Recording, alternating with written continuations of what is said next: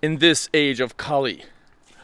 Religion, truthfulness, cleanliness, tolerance, mercy, duration of life, physical strength, and memory will all diminish day by day.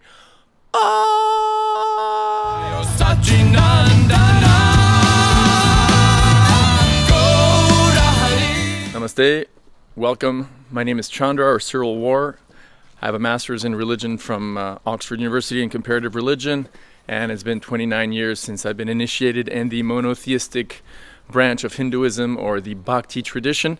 So therefore consider subscribing if you're interested in yoga philosophy, theology, Indian wisdom, you believe in reincarnation, karma, and the age of Kali. Speaking of which, in this video we'll briefly go over the symptoms of the age of Kali. Now, for those of you who don't know what the age of Kali is, according to ancient wisdom from India, the universe goes through different time phases or ages or yugas. And according to several sources, you and me, we happen to be in the fourth of four yugas, namely the Kali Yuga, the worst of four. They're considered to be like the winter of the four seasons, the four cosmic seasons. So a text called the Srimad Bhagavatam, especially in the 12th canto of the text, describes the symptoms of this age. And it's pretty important for us to read up on these symptoms so that we can recognize that these ancient texts actually do describe reality as it is, because we all see the symptoms of this age of Kali on a daily basis. And secondly, basically that's the main reason. And secondly, we could say reading up on these ancient, on these descriptions of the age of Kali gives us faith that ultimately we should get the hell out of here in terms of getting out of the cycle of birth and death. So without further ado, I'm going to read to you several passages from a chapter in the Srimad Bhagavatam from the 12th canto, which gives us, as I said, these pretty horrific symptoms of the age of Kali. So here are the symptoms of the age of Kali. Some of them in this channel, in this video. We'll make a few more videos because there's a lot of them. So as I said at the beginning of this video, in the age of Kali, which began 5,000 years ago, which supposedly, I don't have empiric proof for it, but I have faith in it, lasts another 427,000 years. So we're talking a total of 432,000 years. So as this age progresses, religion, truthfulness, cleanliness, tolerance, mercy, duration of life, physical strength, and memory will all diminish day by day, right? So, if we take things like truthfulness, tolerance, mercy as something that's good, that has value, then in the age of Kali, these things just go down and down and down and down, right? Read another one, text 2.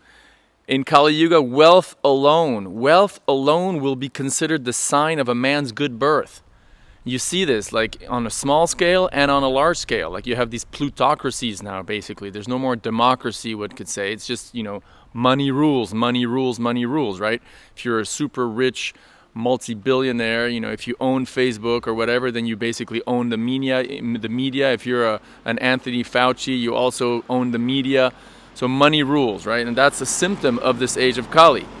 A good birth, in other words, being respectable, being a respectable person in society, is not defined by your character or by, maybe a good family, literally a good family that you're born into. No, it's defined by money, just by money status. That's the age of Kali.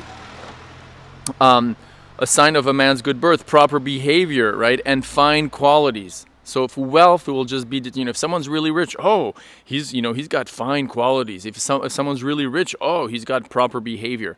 But, the guy or the girl may be a total debauchee or total, slimeball, but because he or she is rich, we respect them, right? Law and justice, check this out. Law and justice will be applied only on the basis of one's power. How many times do we see it? Someone's really, really rich, then they buy the best lawyers, or, in countries you can actually do a lot of bribing, then, you bribe the top judge down to the local policeman, and you get what you want. Again, just the power that you have can buy justice. That's the age of Kali. I'll read one more verse, and then we'll end for today. Check this one out. Men and women will live together merely because of superficial attraction. So here this is pretty conservative, for well, what's wrong with that? Well, if you're at all inclined towards any sort of traditional values, whether it be from a Judeo-Christian perspective or from an Asian perspective, well, the idea that, being together with someone for more than just merely superficial attraction is good, right?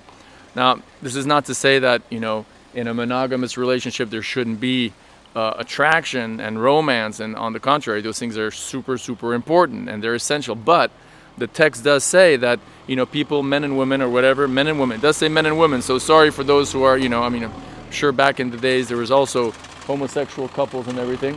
But men and women, this is what the text says, men and women will live together merely because of superficial attraction.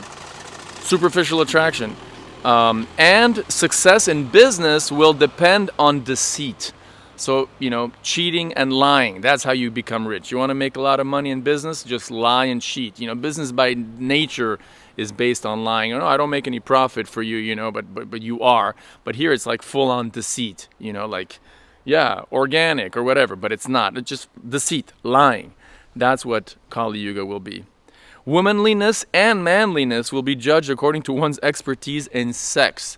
So, I guess if a man can just, have a lot of sex and just go on, and a woman similarly, then, wow, she's a real woman, or he's a real man, right?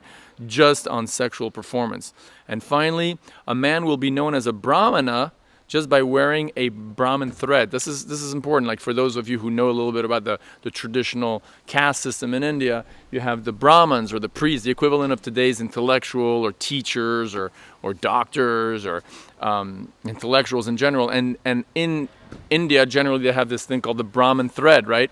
A thread that just they wear across their chest, signifying that they're Brahmins. They're from that community of supposedly of learned, clergy type people.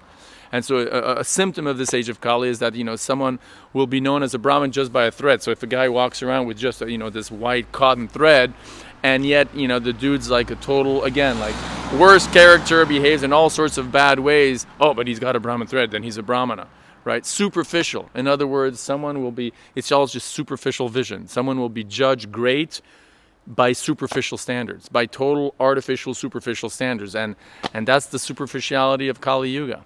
So, you should take these words seriously and try your best to not fall prey to this age of Kali. And how do we do that? How do we avoid being, victims of this age of Kali? Well, according to the Srimad Bhagavatam, there may be many solutions to how to be free of the effect of Kali Yuga, but one that is definitely given in the Srimad Bhagavatam, the great Bhagavat Purana, and that is to chant Hare Krishna, to chant the holy name of Hari, to chant the holy name of God. So that applies to any theistic tradition, whatever name of God you want to chant. In the Bhakti tradition, we chant the names of Vishnu or Krishna, and just by doing that on a regular basis, by chanting, for example, Hare Krishna, Krishna Krishna, Hare Hare, Hare Ram, Ram Ram, Hare Hare, we become impervious to a great degree, if not a complete degree, from the influence, the nasty, toxic rainfall of the age of Kali. Thanks for watching. See you next time for another episode on this horrible symptoms of the age of Kali. Om Tat Sat.